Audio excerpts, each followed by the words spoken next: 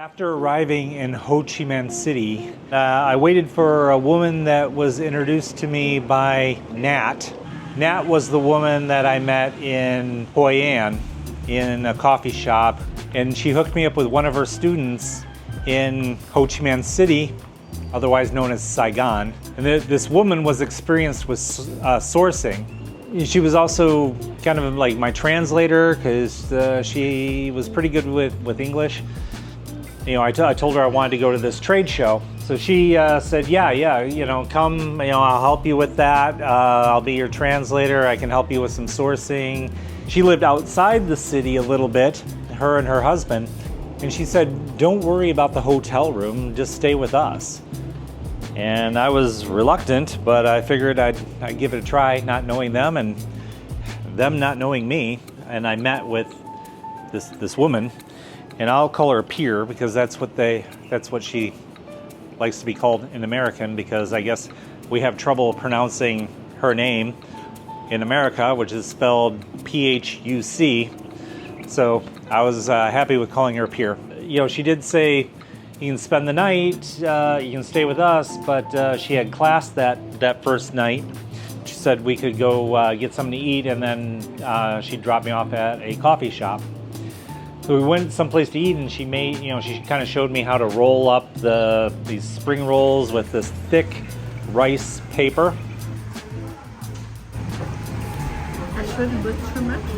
Somebody will say, oh, she eat a lot.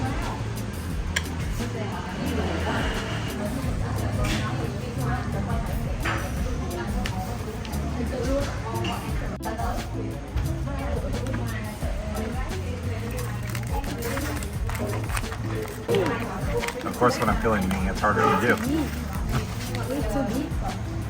Very good. And then you can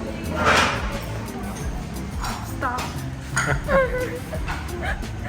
I'm trying. But to get there, we had to go on her scooter, and she offered to drive, but she was like small, and I was very weary about being on the back of this scooter.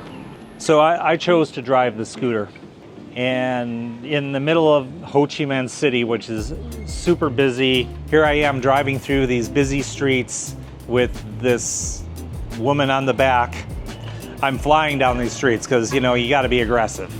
And that's what I've learned about driving in Vietnam. You got to be super aggressive. Just try to be first.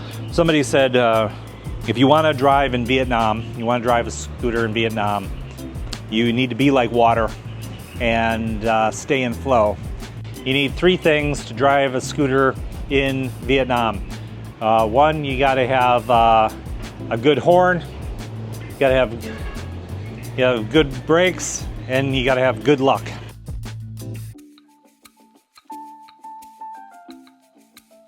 So we go to the show, and the show was kind of a bust. I mean, it was interesting, but you know, I was looking to source product, and this show was all about the manufacturing equipment and the supplies.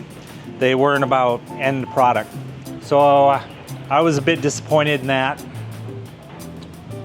But later they said they had a manufacturer they wanted me to meet with, and I went and I saw this manufacturer, and they kind of tried to work up some prototypes and things.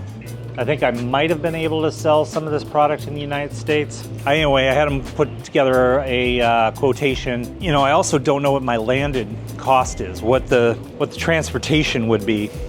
Everybody's saying DHL, like you can ship stuff with DHL, but I don't know. Then we went to see another small-time manufacturer. While we were there, Peter drives this big truck, and he had it parked out, you know, kind of halfway in the road, you know, because that's the only options you have for parking there. And we hear this boom. I thought it was a hit and run, but then I saw this guy laying out on the road. He had run into the back end of this big Ford truck on a scooter, and you know, from where the back of the truck was to where this guy landed near the front of the truck was amazing. And he was laid out cold, this old man, and I was sure he was dead. Totally shocked. This guy is freaking dead. It went on for a while. I mean, they had to call the police. Police finally came, and next thing you know, this guy pops up. And I guess he was drunk. The cops didn't care. They saw they couldn't get any money from him, so they didn't really care, and he didn't hurt anybody else. The guy just got back on his scooter and took off. Some of the people were trying to get him to stay and to call some loved ones to pick him up, but it wasn't to be. The next day when I woke up, they were asking me about, you know, like if I was traumatized by this, you know, because they see it all the time, but they understand that in America, that we're not used to this. They're like asking me if I needed to see somebody, like a psychiatrist or somebody to talk to about it. So, but yeah, I told them I had seen a lot of life. It did freak me out a bit, but that's how it is. I was pretty much ready to leave at that point, but Peter really wanted to take me to this housewarming that they were going to, and it was like a 4-hour drive.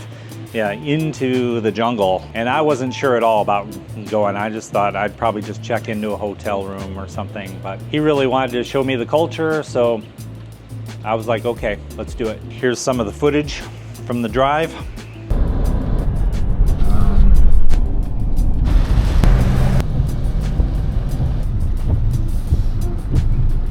And we get to this housewarming, and yeah, of course, I'm the only American there. Nobody else speaks English. It's all doing the Google Translate thing. Everybody was very warm and inviting. This is yellow. Yellow này.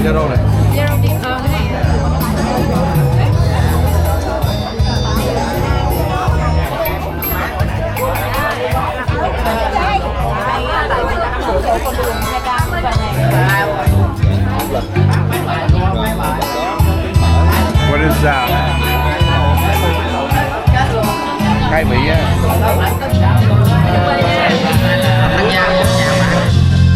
Em ơi, ta vui cho hết đêm nay. Em ơi, ta đang liêu cho say. Vẫn biết yêu thương là nước mắt, ta vẫn yêu em mà.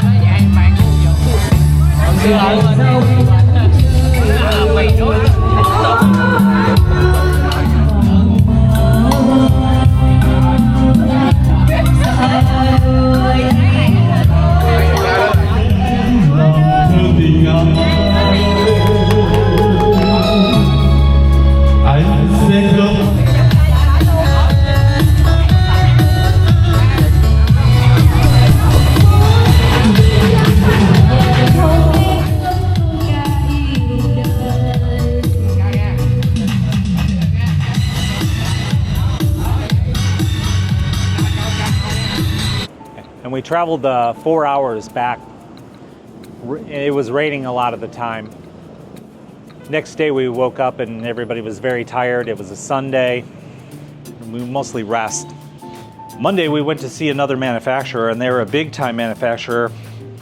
And yeah, they could create product for me, but it seemed like they would have to do a much higher quantity level than I'm really prepared for, especially to start.